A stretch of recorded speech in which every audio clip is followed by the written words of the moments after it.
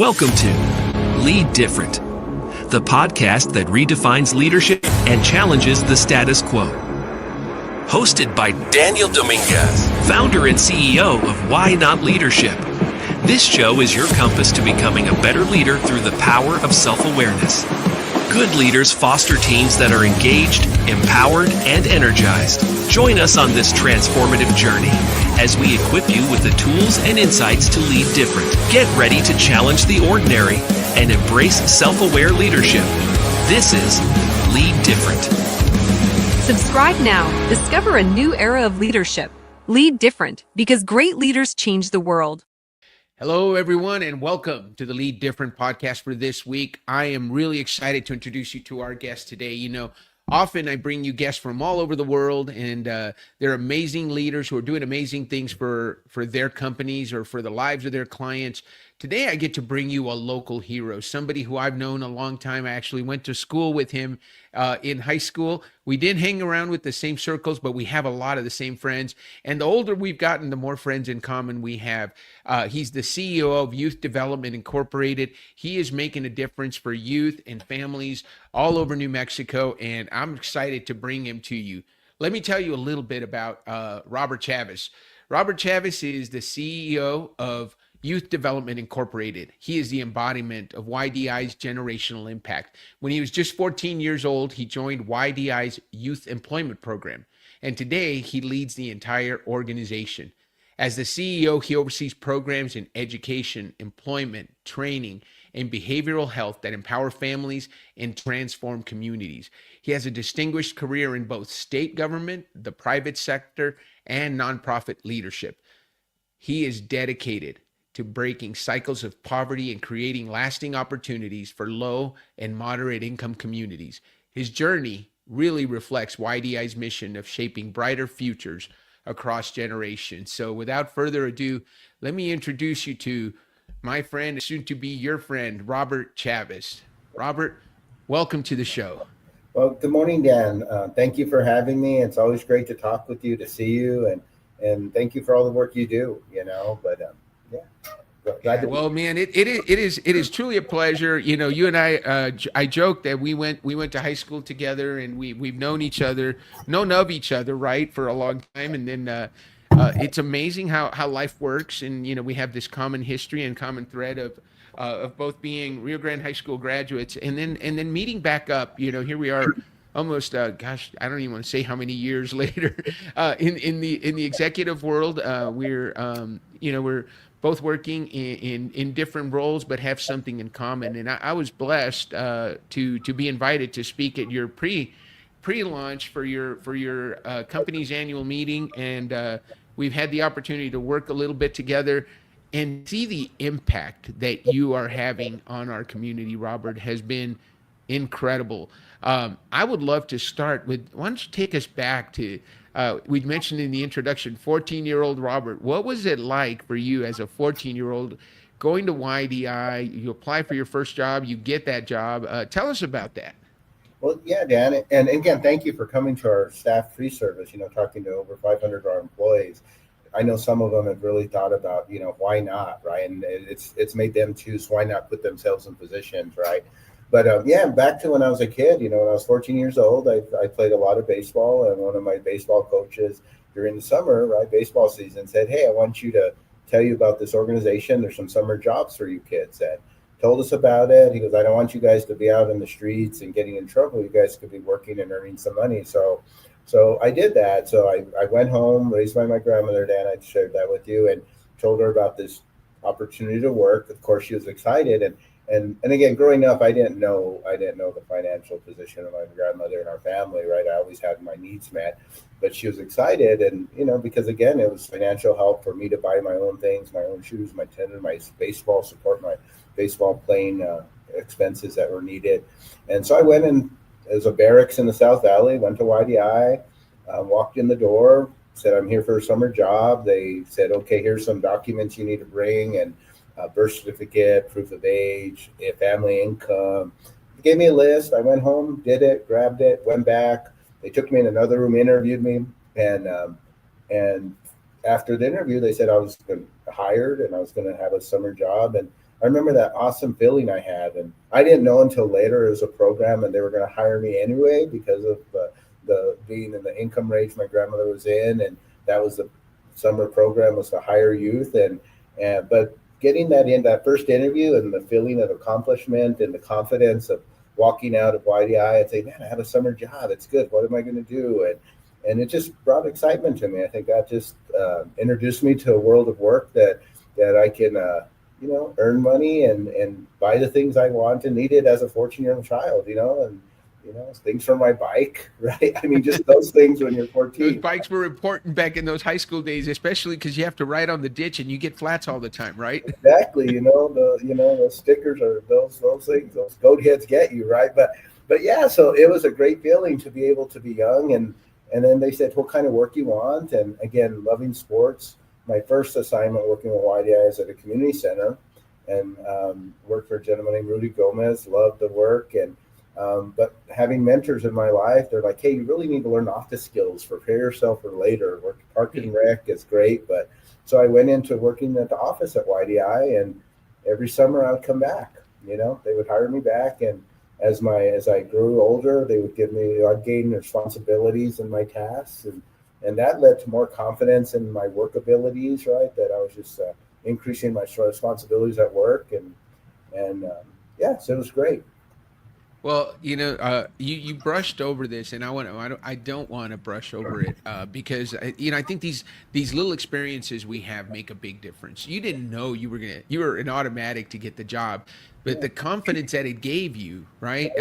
You met certain criteria that you didn't know you met, and you probably went in and you tried your hardest because you wanted to make sure you had a good impression. Tell us about that first job. So you said you worked for 𝘠𝙁. What was your job? What did you do every day? And then I want to definitely contrast that to what you do today. I took care of kids, right? I was a rec aide, and being that I was an accounting employee, I was working for YDI. YDI spent my salary. I would get job training and like how to dress and how to show up and call in, all those basic job skills you have to learn from YDI. I had to go to work, and Rudy was a great man. He was a wrestler at UNM, big guy. He was like 6'4", big, strong football player as well at UNM. So he instilled in me something that really stays true today. He says, children are the parents' most prized possession. When you're caring for children, Robert, you need to make sure that you're providing the best care you can. And I did that when I was 14, and 15. Actually worked 2 summers for him, my first 2. And went back, and one, he was very supportive of my need to have flexible schedules for my baseball schedule. But 2, he just again gave me responsibilities of taking care of kids and let me lead the groups and take kids to swimming and just care for them. And today I still do that. Now I think running a company, I have to care. I care for all my employees, right? That's part of my responsibility as CEO is care for our clients, care for the folks, our youth that are receiving services, but also we have to take care of our employees, right? So it's kind of been something that in my management philosophy I've always believed in. You take care of others, and they'll really take care of the job they need to do and how you entrust them. So, yeah. So that's kind of I guess what I learned when I was 14, 15 that has always stayed with me. The other part you talked about being raised by your grandmother, and I want to hear more about your mentors, because you had uncles, right? And I remember, I would love to tell us the story about your uncle pulling you aside, and you had a good uncle, and then you had a bad uncle that he kind of used as an example. Tell us about that conversation, because I think those conversations are so important in our lives. At the time, we may not think about it, but here we are 40 some years later, and you recalled that to me in our conversation preparing for the keynote for your company. Yeah, absolutely. I had 3 uncles that I grew up with that I was very close with. Being with my grandmother, I was like the little brother, and they always encouraged me, hey, to get ahead. My grandmother used to say, hey, Robert, each generation needs to do a little better. That's what we have to strive. From getting a newer car to getting higher education, just a little better. So my uncles, one of them pulled me aside one day and says, you're getting a little bit older, Robert. You're going to have to make choices in life. And he goes, look at your cousin here and your uncle. He goes, there's some drug involvement and there. And he goes, you can make those choices and live a life. And they struggled with substance abuse and said, or you can make other choices. Look at your uncle my uncle Ross, who's longest standing district judge in the state. He said, look at him, he went to school, he went to law school. Look at the life he has. Look at your Uncle Neb. Look at myself. I got my degree. I'm at the IRS. I mean, so he just kind of said, look, and we loved our family, but they also said, think about the choices you make as you start to grow up and be a young man, because, and it doesn't matter what you do. It doesn't matter how much money you make. You just have to have happiness and live towards the quality of life you want to have for you and a family someday. So it always stood out on me, right? And even though I love my family, who are, obviously every family may, or not every, there's a lot of families that have struggles, and the scene there with my cousins with substance abuse and the struggles they were having, and seeing my other uncles and the life they were having, I made choices to stay out of trouble and earn my degrees and my master's and then continue my education, so that way I could just have a quality of life that I was exposed to by them. They did a very good job of exposing me to different sports, encouraging my education, giving me whatever financial help I needed when I needed it, going through college. I was very blessed in that aspect to have such great mentors and family that really took time to guide me. Yeah, and you're still doing that. I think one of the things that stands out about you, Robert, is how much you care about your employees, how much you care about the people that your community impacts. One of the best moments about getting an opportunity to be on stage for your event for the pre-service was when you gave me a YDI shirt. Because that stands for something, you said, and I'd love for you to share what that means, because there's a pride in wearing that YDI shirt, and it really came across. It was very touching. So I'd love for you to share, what does it mean when you're a YDI employee for Robert Chavez's organization in Albuquerque? It's our brand, and we've grown. In fact, next year we'll be celebrating 55 years of providing services in the community, Dan. And it's a brand that when you look at it, folks know that, it's one that our employees take pride in, because we're helping people. We're making a difference. There's lots of impact we have. In fact, of our 500 employees, 50% were once tied to the program, in the program, receiving services.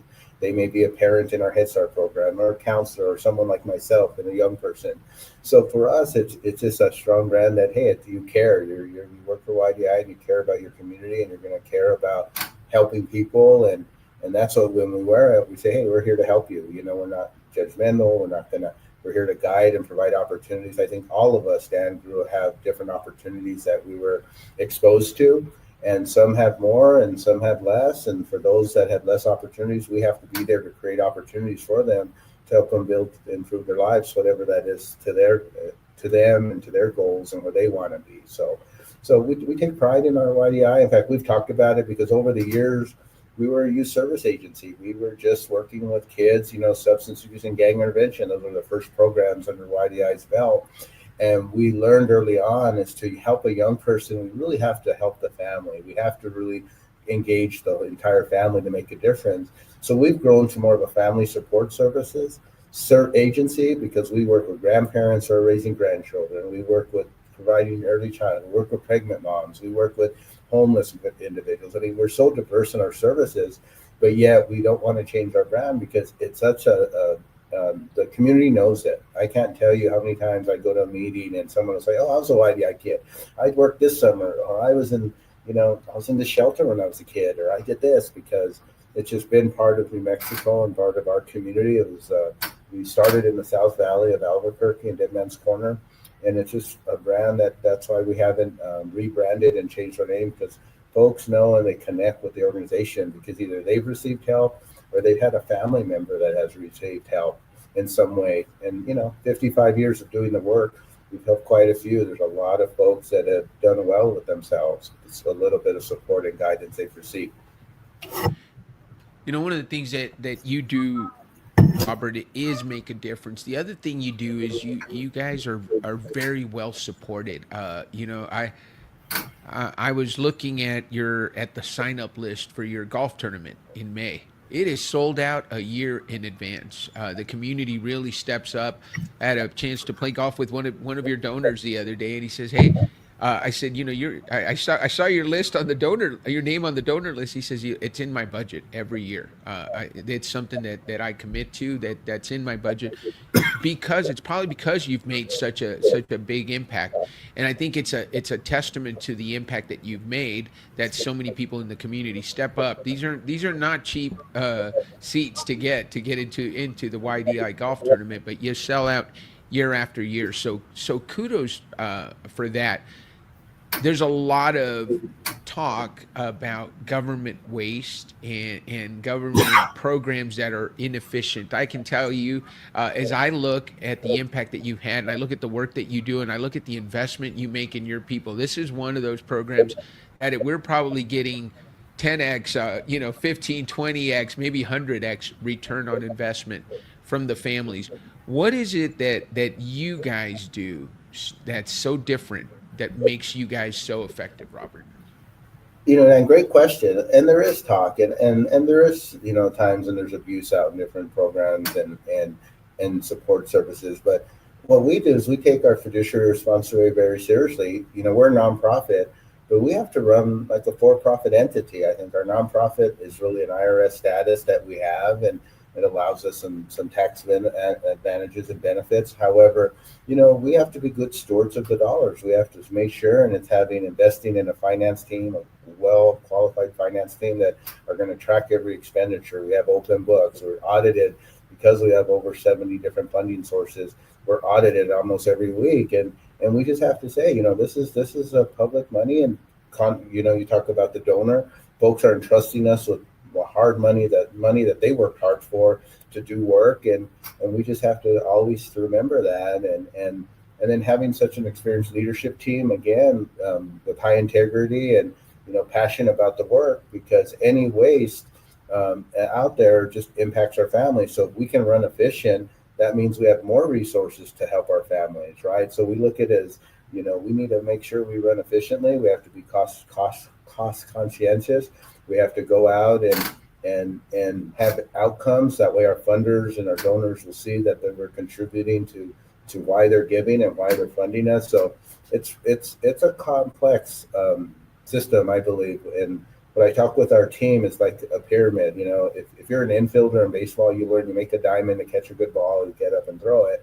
Well, here we kind of talk about that, because our diamond is at the peak is the services we provide for our families and children. That has to be the core. That's our core business. But to be able to do that, we need great HR systems. We need great support and training for our staff. We want to make sure that we're treating them well. So HR is important. And then the other base of our pyramid is the financial responsibility we have to make sure that every dollar is being spent how it needs to be spent, that we're reconciling, that we're meeting our funders' expectation, or our financial reports are in time. So all those things. So those things together is what makes us be able to continue to grow our services, in the community, because it is so important, Go. Robert, that's a lot of responsibility. You mentioned, over 70 funding sources, getting audited almost every week, ensuring that funds are used appropriately and for what they're meant for.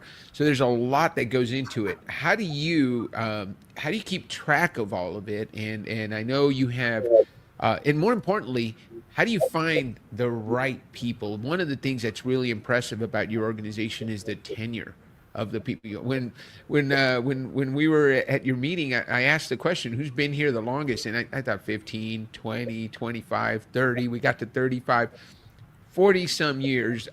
People have been at your organization for a long time.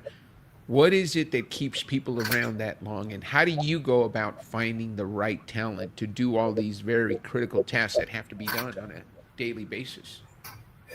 Part of it is we believe in like the management and walking around, getting to know your employees, providing development opportunities, either educationally, supporting them in growth. We provide them jobs, opportunity just to move up professionally, career-wise, developing good relationships. I like to say we're a learning organization. We're going to make mistakes. We're going to learn from them and get better and stronger. And it's really, when you're doing our kind of work and they're seeing the impacts that they're making, that helps a lot in the retention, because folks enter our field because they care and they want to help people. They want to make a difference. And when they can see that every day, that helps relieve the hard work when you're tired, when you're stressed, when you have extra paperwork you have to do, when a funder's requiring more from us, which is happening more and more as time goes by. But they see the work, they see children in early childhood programs, they learn how to walk, they learn how to talk, they see kids who are in our shelters, get jobs, they get into apartments, and they see them starting to be okay, and living life a little better. And I think when you have that type of mission and you hire, like I said, 50% of our families are connected, then that passion is really strong.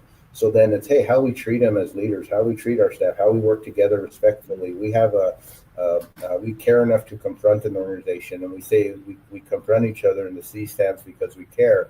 So if we see something, we confront it, we talk about it, and we move forward. So I'm really blessed to have such a great team from every level of staff we have, our new employees who join us every day. I make an effort to go to our new employee orientation and welcome them and thank them for choosing us. And I see that our interview process are bringing folks that are passionate about the work. And I think when you start with that passion and then you provide training and support, it just takes off and does itself, and I think we just have that passion throughout the organization of caring and making a difference. And it's a great place to be around, and that's about people who want to do that, right? Just wholeheartely love the work they do.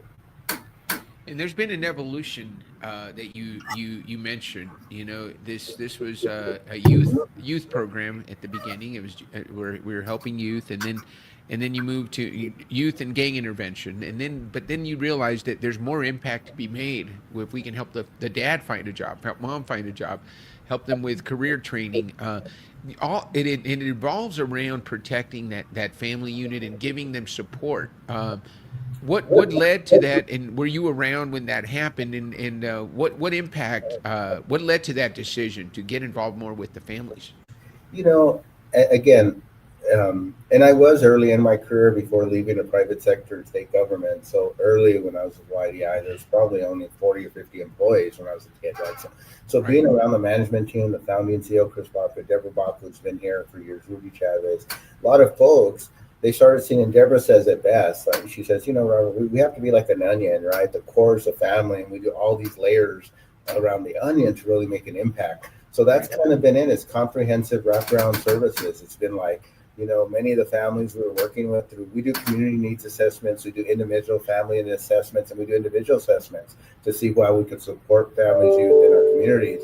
And they were showing that, a lot of the families we're working with didn't just have one barrier or one challenge to work through. They may have been 2 or 3 needs in a household.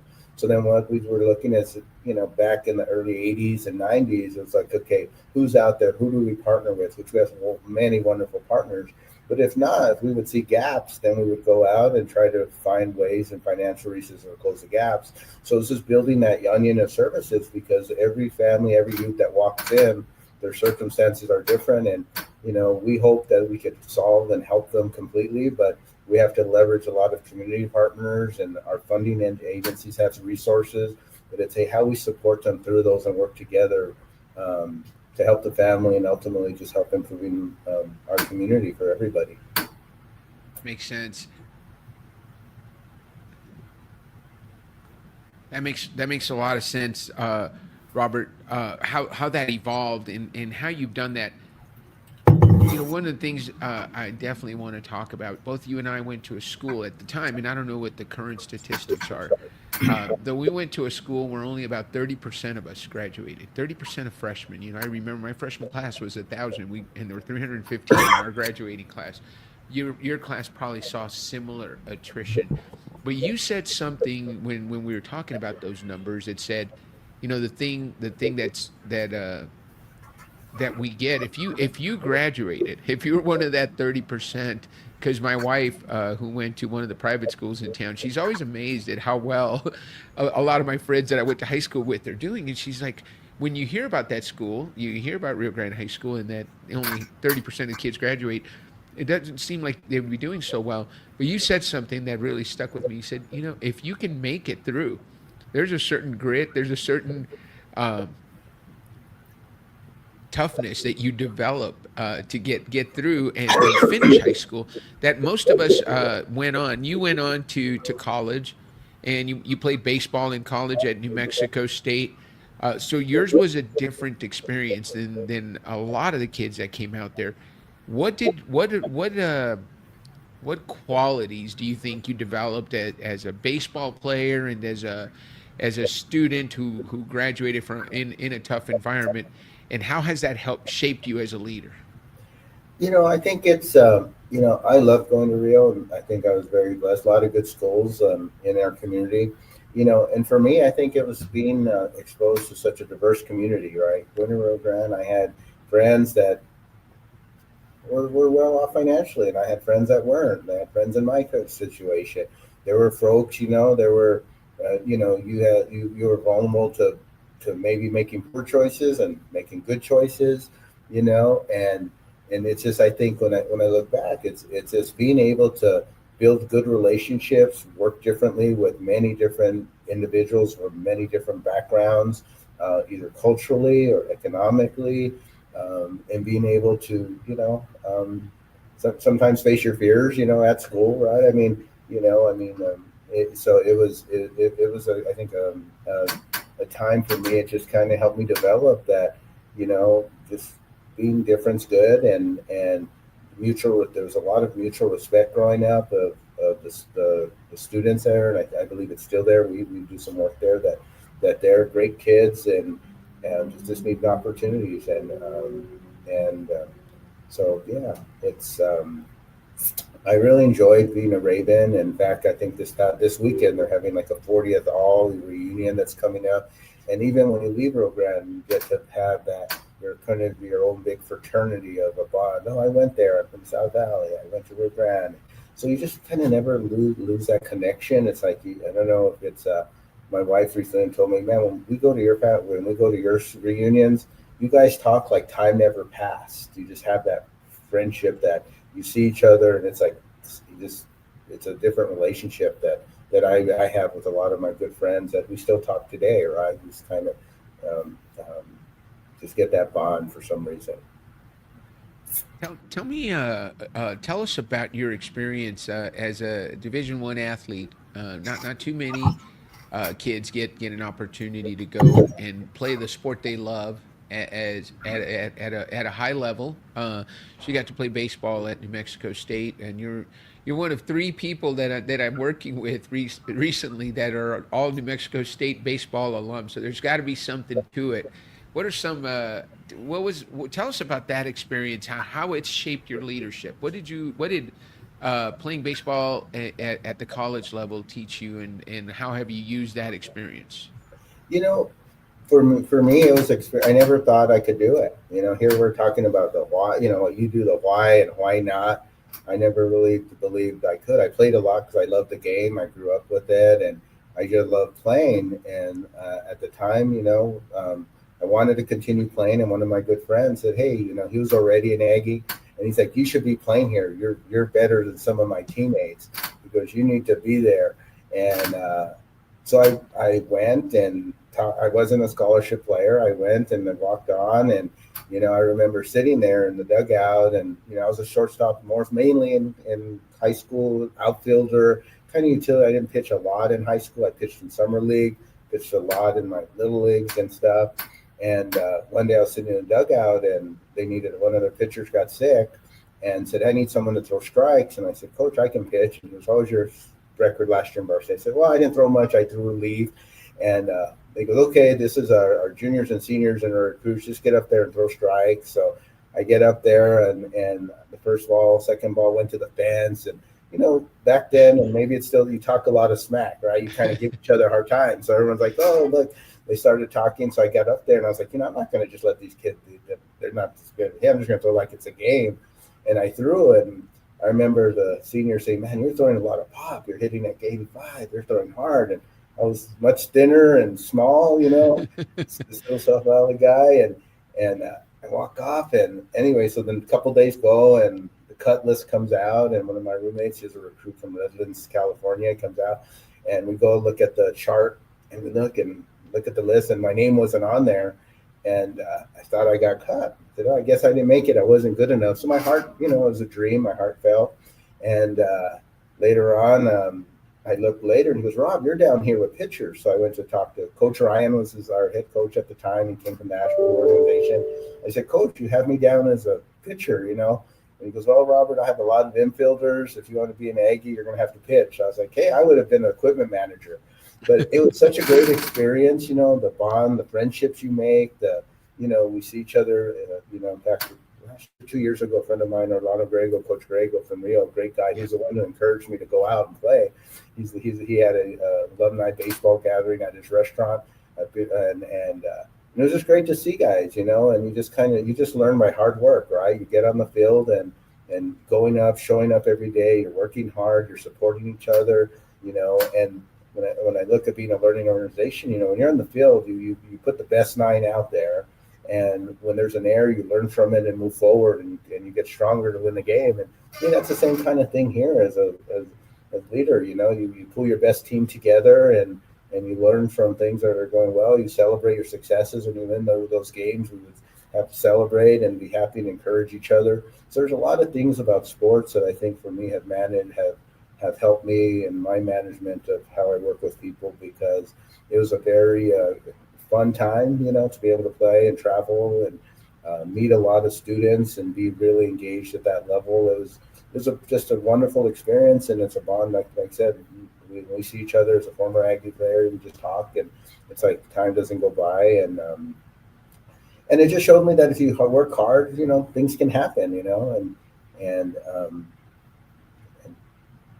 Yeah, it was a great time, and I felt very blessed to have that experience. Yeah, it's so fun. It's so fun to hear that story, especially you go out there, you pitch, and you hadn't pitched in a while, but that was your key, And I think part of that why not mindset is just do it, right? Just why not? You know what? I haven't pitched in a while, but that's what they need, and I'll go out there and do it. And it sounds like your coach appreciated that you went out there. And like he said, he had plenty of infielders. I need a pitcher, and you can pitch. So let's get you on the mound. Yeah, it was a great opportunity, and I think I've always believed this. I tell my team all the time, we create our opportunities. I could have sat there and said, no, I don't. I wasn't a varsity pitcher. I was a pitcher, but I didn't pitch a lot in high school my senior year. Right. But I could have just said no, not raise my hand and not take the risk and get out there, and then. And I got out there, and they were hitting off me, and I said I better buckle down because I didn't want to be embarrassed, and threw it was a game. And next, I didn't know I was throwing as hard as I was throwing back then. It could never been clocked with a gun or anything. And so it's just kind of again in life. You need to take these opportunities and create your own opportunities and work hard. And if you do that, you see results. And I think that's what we try to talk here with development. Our work's hard, but let's just buckle down and move forward and remember why we're doing it. So let's go back to your leadership. You've been there when we think about it since you were 14, so for over 40 years. Now you weren't there continuously, but you've been you were there when the organization was small, and now you're seeing it as a big organization.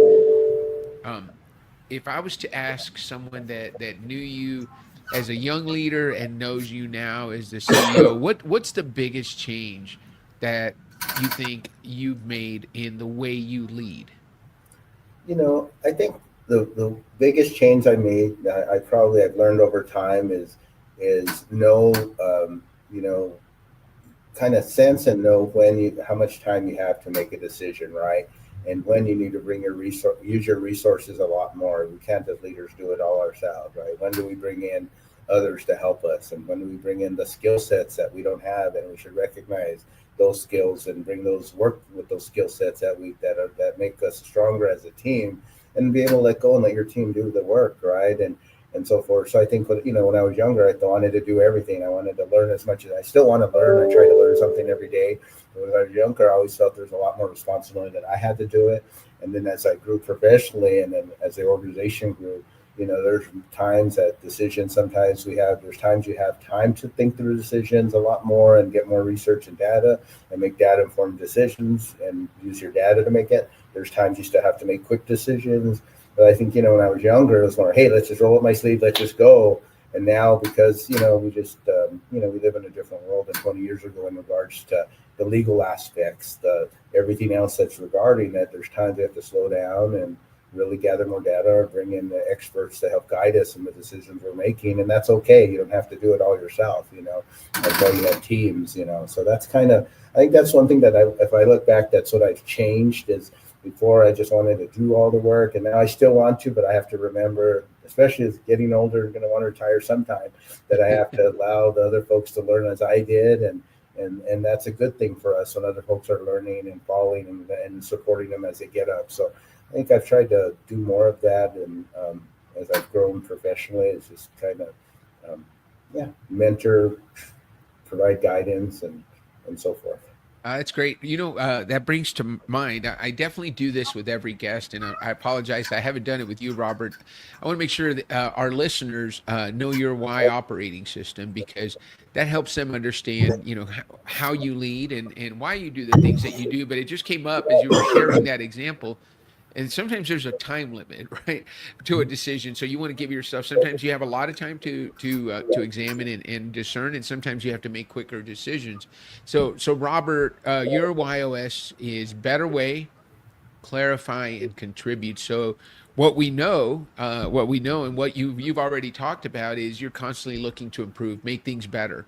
Leave things better than you found them. I think that's a drive that you have, constantly improving.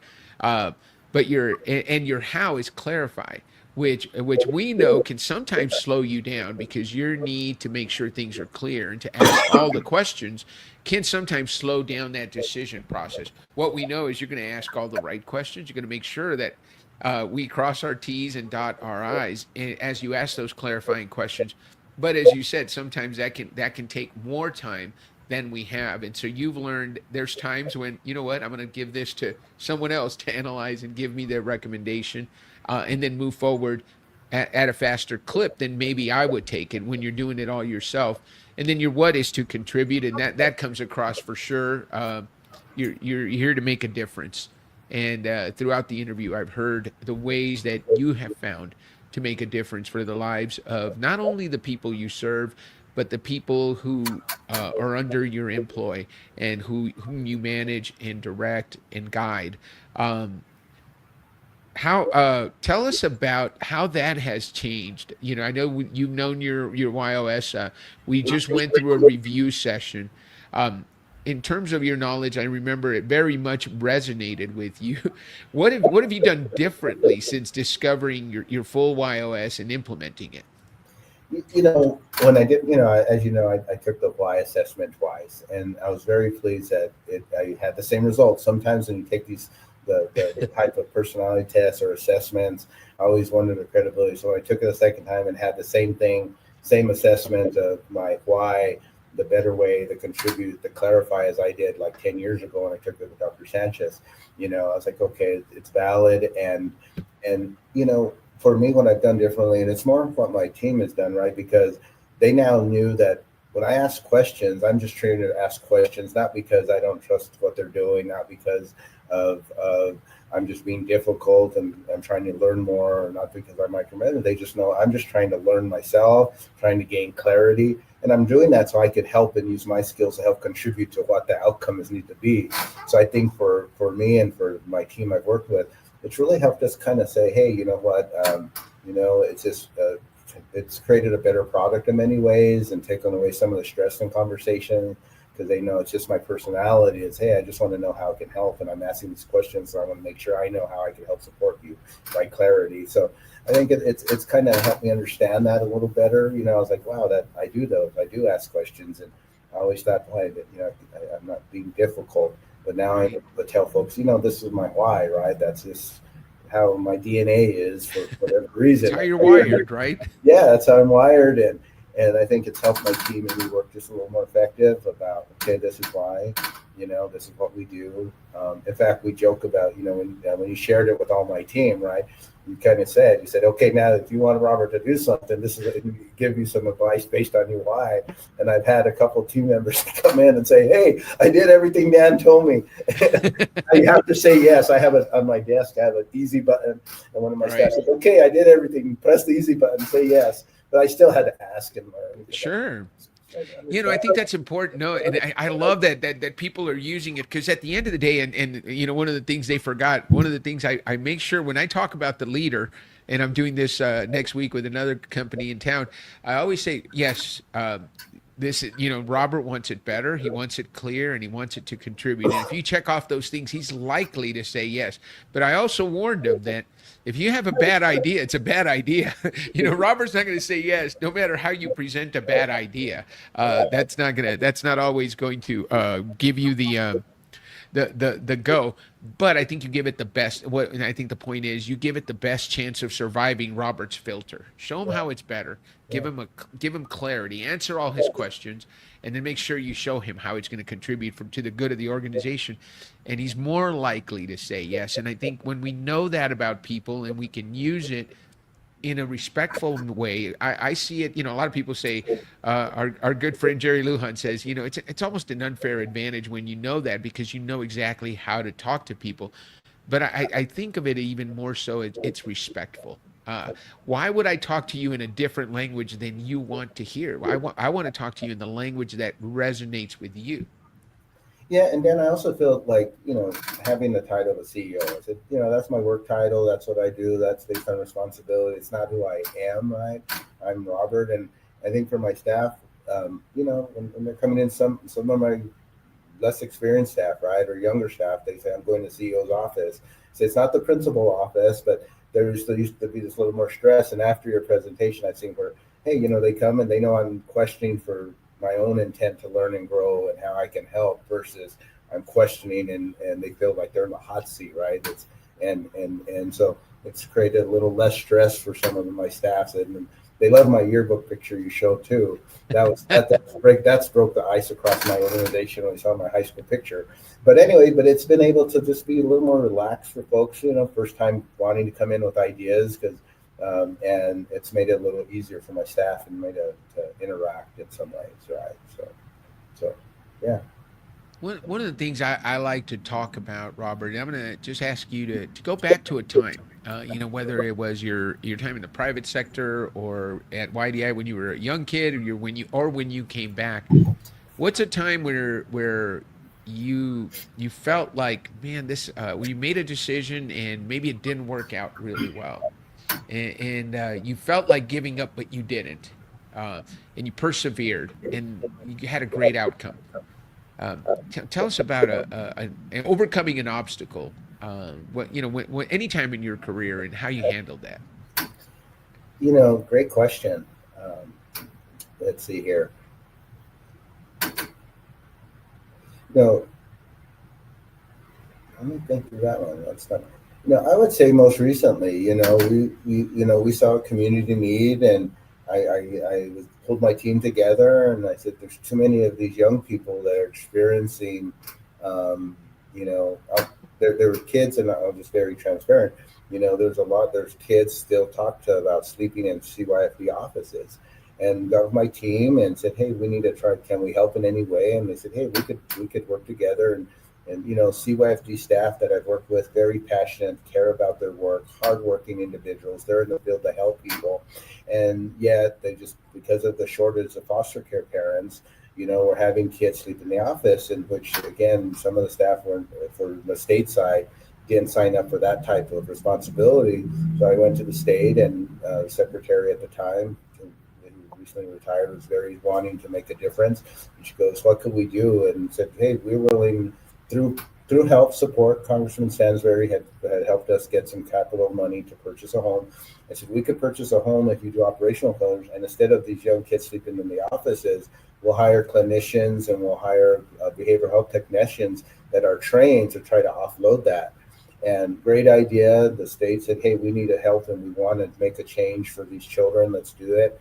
And we opened it, and it was very challenging, right? It was where, we had community members, again, supportive. We need the service. However, in our community, it's tough having this type of home in our community. We had high acuity level of children. We had, the needs were quite high for the kids. It was a higher support of counseling and therapy that we provide. We had to get them help. So it was a very tough choice to make, and it took a lot of hard work from a lot of individuals working collaboratively to open the home, to license the home, and to provide the service.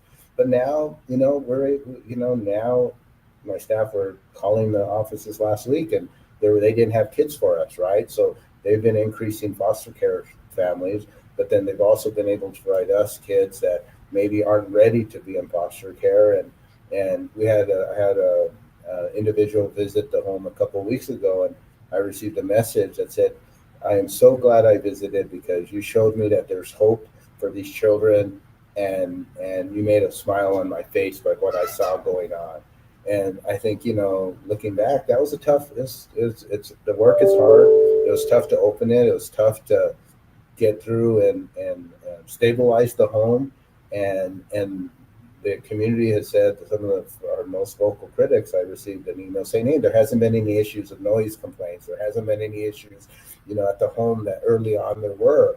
And so it was a decision we made to do because we had young people that needed it, and those are the type of things we're doing at YDI. We're trying to figure out how we can, and that's what we were founded on, is serving the most needy individuals that needed the most support, individuals that need help. So in that accident, it was a very hard decision. We said, "Hey, can we make it work?" And it's been working. And now we're linking kids up, getting them ready more for transitional housing, a little older. They're never going to really go back they're too old really to be adopted, and so we're able to provide them support and get them into transitional living, get them into an apartment. And we're starting to see those outcomes work, So I think that's one of the challenges that we've taken on most recently, to just help kids.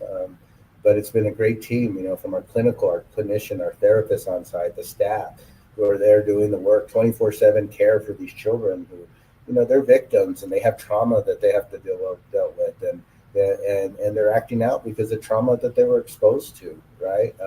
In their household. Some of them are drug addiction, some of them was physical abuse, some of them were emotional abuse, some of them were getting all those they're exposed to all those traumatic events in their life, young lives. And I think, now we're just talking, it's like, now we're seeing that, hey, we're really helping those kids who are in that situation. And the goal is not to have kids sleeping in the office. And right now, they didn't have any. So, and again, that's the state's ability to expand some of the foster care. They had some new initiatives. So I think that's a project that was a challenge that we've been able to work through, That's really, man, what a great example, and what a big difference that you're making for those kids. I can imagine there's the work is going to be hard for the people managing, right? Because as you talked about, we've got some kids acting out. You had noise complaints. I'm sure the neighbors weren't thrilled to have a group home, but you've been able to fight through that and fix the problems that led to those complaints and get through it. I want to talk about a little bit more about your leadership, Robert.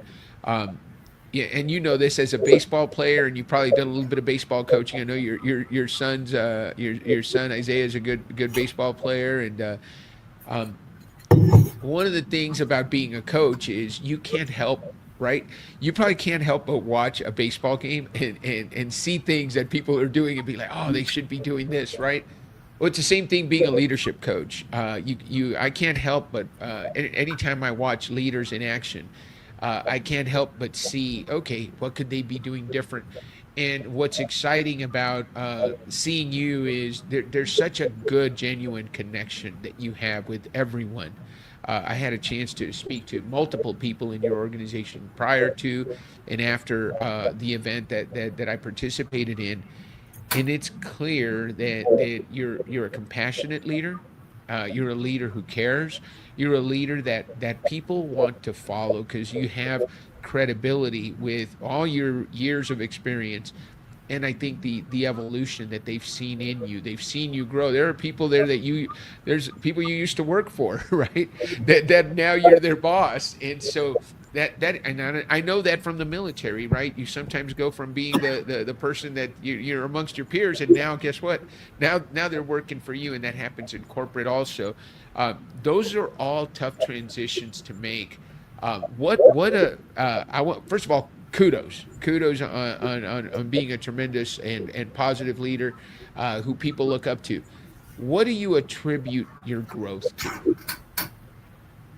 Dan, and thank you for those kind words. And I don't know how much I'm going to have to pay you for that, but thank you. I think, Dan, I can contribute my growth, my family, my wife, my children. I'm very blessed from having the support at home to be able to, work as much as I need to work, and which doesn't feel like work because I love what I'm doing, and helping. But I think, when I look at the growth that it's contributed, it's just learning along the way. I think learning at a young age, you never stop learning. You want to continue to grow professionally, individually, and we treat people with respect, right? I years ago, when I was working in the private sector, it wasn't uncommon that we had to terminate employees, right? And in every, I guess, sector I've been, that's been with the role, it's been come with the job.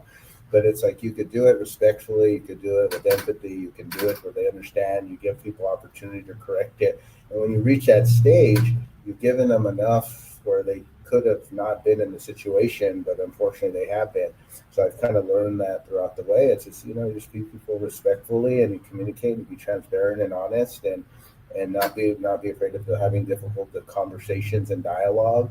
And I think that's when you do that, then it builds that mutual respect, whether you agree or disagree, but to be able to have good dialogue. And I always tell people, the more dialogue we have sometimes, the better our product is, the more differences we bring to the table, and how we really, talk about and are honest about what could work and what can't we work. When we leave the room, we leave our conference room, our boardroom, the product's going to be better because we really were able to look at all sides of the position, right? So I think that's kind of what we've been able to do, and I think that's one thing that has helped myself is just trying just have to treat people with respect and be good, right? And I think folks will see that, and I was blessed to learn that at a young age. Just kind of be respectful and listen. Try to listen a lot more than speak sometimes. And because sometimes I've learned with some of my staff, they have the answers. They just need someone to talk through, listen through, and sometimes they'll come with a problem, and they'll work the problem. They'll come up with a solution and how to implement it, and they've done it themselves, but they just need someone to hear them. So that happens. So. And I think that's a great place where you use your how clarify. I bet you ask great questions that lead them to the solution, that they come up with the answers themselves.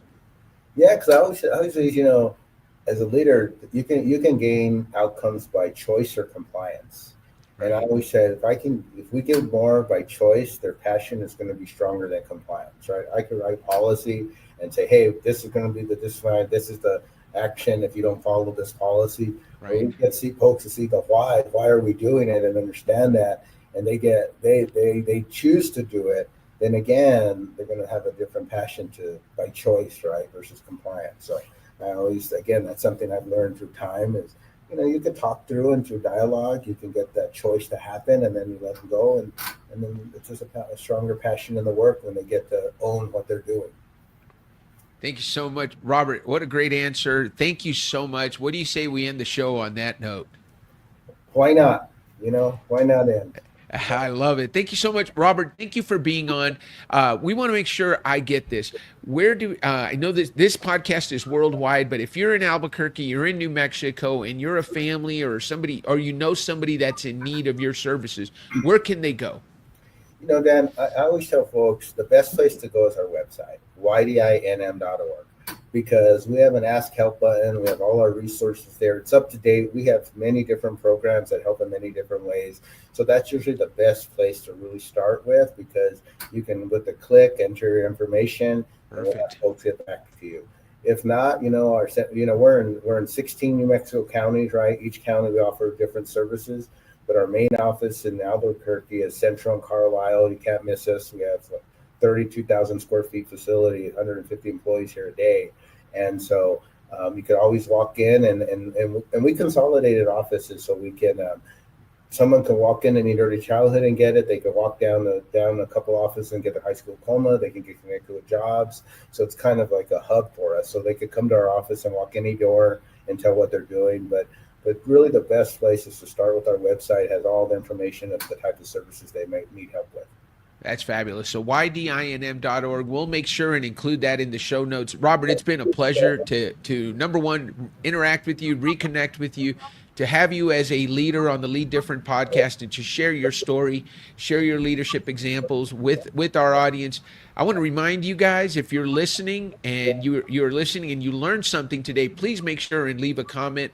Don't forget to subscribe to the channel, and don't forget to share this episode with your friends. Robert, I bet we're going to hear from a lot of our friends from high school as this episode airs, as I know there are so many people that tell me, hey, I watched your interview with so-and-so. So I look forward to hearing the comments. Don't forget to put your comments. We are on Facebook, we are on YouTube, and we are on LinkedIn. So please subscribe, follow us, and let us know what you think of the interview. Robert, it's been a pleasure having you on, and thank you for being a leader worth following. Oh, and thank you for everything, Dan. Thanks for reconnecting. Thank you so much. Have a great day, everyone. We'll see you next week on the Lead Different podcast. Take care. This is Lead Different. Subscribe now. Discover a new era of leadership. Lead different because great leaders change the world.